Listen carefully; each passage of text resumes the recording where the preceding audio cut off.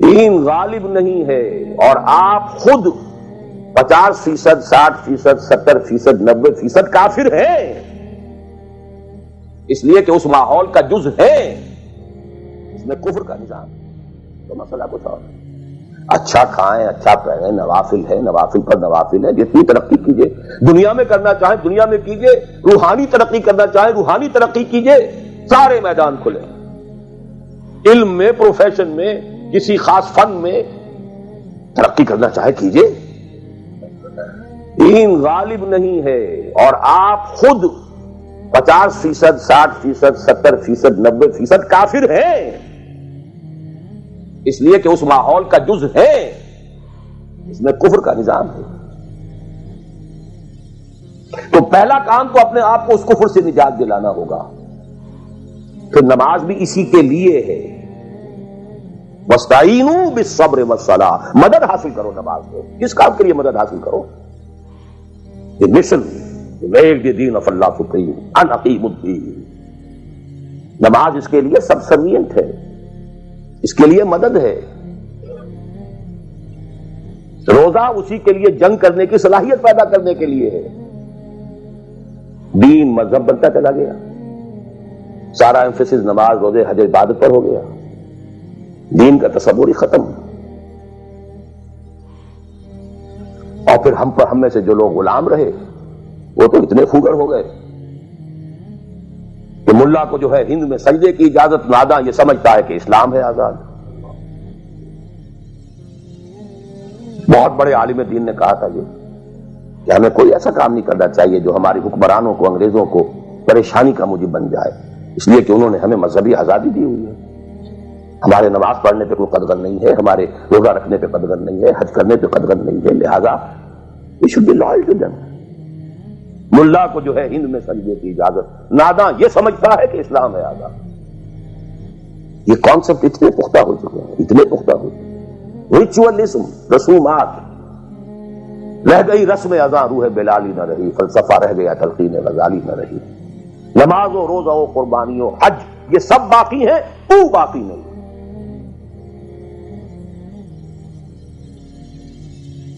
نمازیں بھی ہیں، روزے بھی ہیں، تراویح بھی ہم نے پڑھی ہے، اب موسم آ رہا، عید الاضحیٰ بھی ہوگی، قربانی بھی ہوگی، حج کے لیے بھی جائیں گے، لیکن دنیا پر کوئی اثر اس کا؟ 30 لاکھ آدمی حج کر کے آئیں گے، معاشرے پر کوئی زیرو کے برابر بھی کوئی اثر ہے؟ جو خود جا کر کے آتے ہیں ان پر کوئی اثر ہوتا ہے؟ جیسے گئے ویسے آئے۔ الٹا یہ کہ یہ اور کانفیڈنس لے آئے کہ پچھلے سارے گناہ معاف ہو گئے، اب اثر نو کرنے کی چھوٹ ہے۔ اسی موٹی سے اور میں اپنا 35 سال کا تجربہ آپ کو بتا رہا ہوں۔ اصل ڈیسائیسو پوائنٹ اس کو سمجھ لیں اگر، تو آپ کا پورا تصور بدل جائے گا، ویلیو اسٹرکچر بدل جائے گا، لیکن نہیں تو پھر جو بھی ہے وہ ہے۔ اب میں ایک عملی سوال کہہ رہا تھا کہ اس میں بڑا عملی سوال ہے، میں کیا کروں؟ میں ایک ایسے ماحول میں رہ رہا ہوں جس میں اللہ کا دین غالب نہیں ہے۔ میں نماز پڑھ رہا ہوں، روزہ رکھ رہا ہوں، میں شراب نہیں پیتا، میں سور نہیں کھاتا، چلو میں نے اپنا اکاؤنٹ جو ہے بینک میں جو ہے کرنٹ اکاؤنٹ رکھا ہوا ہے، میں نے کوئی سود نہیں لیا، نہ سود لینا چاہتا ہوں، کیا کروں؟ اکیلا چنا پہاڑ کو تو نہیں پھوڑ سکتا، پورا نظام تو میرے بدلنے سے نہیں بدل جائے، میں تو رہا پھر 40%، 50%، 60%، 70% کافر کا کافر۔ تو what's the way out? What's the مخرج؟ بڑی پیاری حدیث ہے وہ جس میں یہ الفاظ آتے ہیں، حضور نے فرمایا انہا ستکون فتنۃ، ایک وقت آئے گا بڑا فتنہ ہوگا۔ حضرت علی فرماتے میں نے فوراً عرض کیا مل مخرج منہا یا رسول اللہ، اے اللہ کے رسول یہ بتائیے اس سے نکلنے کا راستہ کون سا ہوگا؟ یہ نہیں پوچھا کیا فتنہ ہوگا، کیوں ہوگا، کب ہوگا، کیسے ہوگا، کدھر سے آئے گا، کچھ نہیں، نکلنے کا راستہ بتائیے۔ بلکہ ایک اور روایت اس حدیث کی اس سے بھی زیادہ پیاری ہے کہ اصل میں حضرت جبرائیل نے کہا حضور سے یا محمد امتک بعدک، اے محمد صلی اللہ علیہ وسلم کبھی سوچا ہے تمہارے بعد تمہاری امت کا کیا بنے گا؟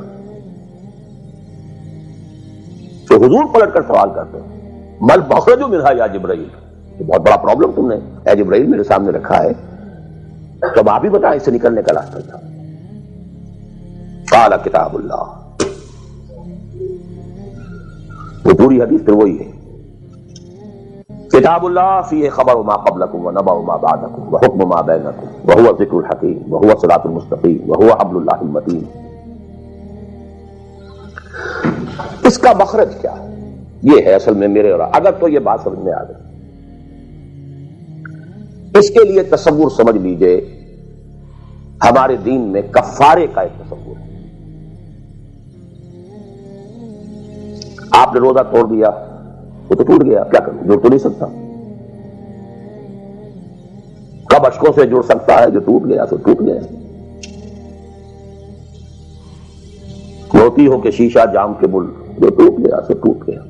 تم ناحق ٹکڑے چن چن کر دامن میں چھپائے بیٹھے ہو، شیشوں کا مسیحا کوئی نہیں، کیا آس لگائے بیٹھے، وہ تو ٹوٹ گیا، لیکن اس کا کفارہ جو دیا یہ کفارہ ہے۔ قسم کھائی تھی، یہ نہیں ہے کہ اب توڑ نہیں سکتے، غلط کھا بیٹھے توڑو، کفارہ۔ آج میں اس لفظ کفارہ کے حوالے سے آپ کے سامنے وہ بات کر رہا ہوں۔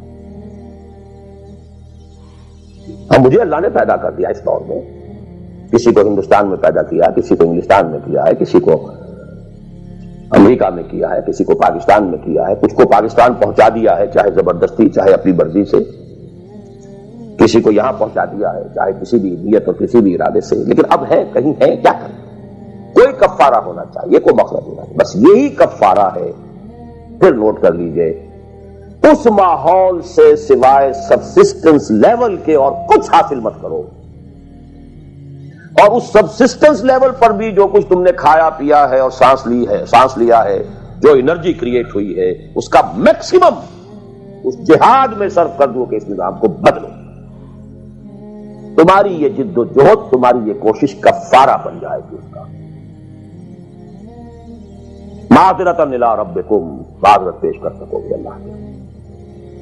اے اللہ میں نے اس نظام کے ساتھ ریکنسائل نہیں کیا، اے اللہ میں نے اپنی توانائیوں اور اپنی محنتوں سے نہ اپنے لیے کوئی جاگیر بنائی نہ اپنے لیے جائیداد بنائی، اے اللہ میں کوئی دولت چھوڑ کر نہیں مرا، اے اللہ میں نے اپنے بچوں کو بھی اسی کام کے لیے لگا دیا، میں نے ان کی دنیا سے بڑھ کر ان کی عاقبت کی فکر کی، نہیں کر سکا، آگے کچھ نہیں ہو سکا تو میں بے بس ہوں۔ حضرت نوح بھی تو بے بس تھے، کیا کر گئے؟ لیکن اگر کسی بھی درجے میں ریکنسیلیشن ہے، کمپیٹیبلٹی ہے، اس کو آپ نے ایکسپٹ کر لیا ہے، اس میں پھلنے پھولنے اور پھیلنے کا بندوبست کر رہے ہیں، یو آر ڈومڈ۔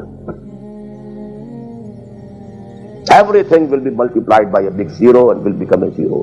یہ ہے جو میں سمجھا۔ اس کا نام ہے جہاد، کانسٹنٹ فرکشن، کانسٹنٹ اسٹرگل، جان مال، ان صلاتی و نسکی و محیای و مماتی للہ رب العالمین۔ میری زندگی کا مقصد تیرے دین کی سرفرازی، میں اسی لیے مسلمان، میں اسی لیے نمازی۔